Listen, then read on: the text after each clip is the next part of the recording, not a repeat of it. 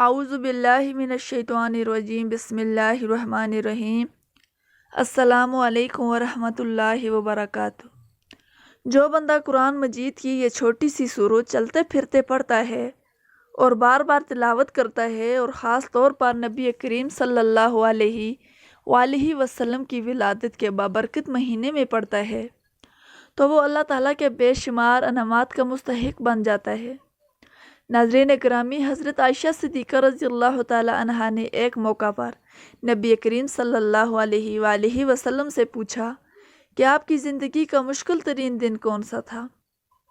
تو آپ صلی اللہ علیہ وآلہ وسلم نے فرمایا، وہ دن جب میں طائف گیا تھا اور طائف کے لوگوں نے بچے اکٹھے کر کے مجھ پر پتھر برسائے تھے۔ بلا شبہ وہ دن میری زندگی کا سب سے مشکل ترین اور کٹھن دن تھا اور میں اس دن کی سختی کو نہیں بھول سکتا۔ ناظرین، ہمارے پیارے نبی حضرت محمد مصطفیٰ صلی اللہ علیہ وسلم نے دین حق کی تبلیغ کے لیے بے شمار مصیبتیں برداشت کی اور ہمیشہ رو رو کر اپنی امت کے لیے دعا فرماتے رہے۔ ایک مرتبہ نبی کریم صلی اللہ علیہ وسلم کی طبیعت ناساز ہونے کی وجہ سے ایک دو راتیں تہجد کے لیے نہیں اٹھ سکے تو ابو لہب کی بیوی ام جمیل نے آپ صلی اللہ علیہ وسلم کے خلاف جملے کسے کہ ان کے خدا نے ان کو چھوڑ دیا ہے، تو اس پر یہ صورت نازل ہوئی۔ اور بعض روایات میں آتا ہے کہ آپ صلی اللہ علیہ وسلم پر کچھ دنوں کے لیے وحی نہیں آئی تو ابو لہب کی بیوی نے کہا کہ ان کو ان کے ساتھی نے چھوڑ دیا ہے، تو اس وقت یہ صورت سورہ والضحیٰ نازل ہوئی۔ ربیع الاول کے بابرکت مہینے کی برکت سے اس سورہ مبارکہ کی بے حد تقویت فرمائی جاتی ہے،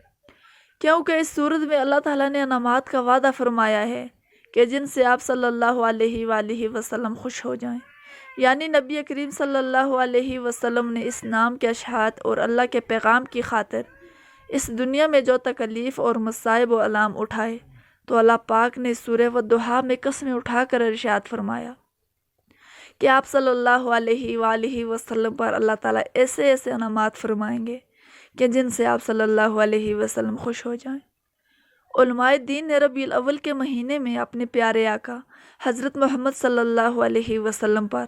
انعامات میں خوشخبری دینے والی سورت کو بار بار پڑھنے کی تلقین کی گئی ہے۔ حضور نبی کریم صلی اللہ علیہ وسلم سے محبت کا اظہار کرنے کا ایک بہترین طریقہ ہے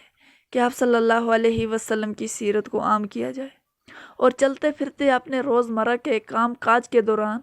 اس بابرکت مہینے میں درود پاک پڑھنے کا اہتمام کیا جائے اور ساتھ ہی ساتھ اس مختصر سی سورت کی تلاوت کی جائے۔ ہر نماز کے اندر اور ہر نماز کے بعد سورہ والضحیٰ کو کم سے کم ایک مرتبہ ضرور پڑھے۔ جو شخص چلتے پھرتے سورہ والضحیٰ کی تلاوت کو اپنا معمول بنا لیتا ہے تو پھر اس کی زندگی میں کسی قسم کی کوئی بھی کمی نہیں رہتی۔ اس کا خالی دامن اس طرح سے بھر جاتا ہے کہ پھر وہ خود بھی اور اس کی آنے والی نسلیں بھی کبھی کسی کی محتاج نہیں رہتی۔ ناظرین، ربیع الاول کے دن ہیں، ان دنوں میں جتنا مرضی فائدہ اٹھا سکتے ہو اٹھا لو، اپنی خالی جھولیاں اللہ کی رحمتوں اور برکتوں سے بھر لو۔ اس سورہ مبارکہ کی بار بار تلاوت کرنے سے انشاءاللہ تمام حاجتوں، پریشانیوں اور تنگیوں سے بچ جاؤ گے۔ اللہ پاک سے جو مانگو گے انشاءاللہ ضرور ملے گا، اور جب بھی اللہ پاک سے مانگو گے تو حضور نبی کریم صلی اللہ علیہ وسلم کے وسیلے سے مانگا کرو۔ آپ صلی اللہ علیہ وسلم نے اپنی امت کے لیے آپ نے اپنی حیات مبارکہ میں بے شمار دعائیں کی ہیں، اور اللہ پاک اپنے محبوب کی امتوں کی دعائیں ضرور سنتا ہے۔ بس ضرورت اس بات کی ہے کہ ہم اپنا تعلق نبی کریم صلی اللہ علیہ وسلم کے ساتھ جوڑیں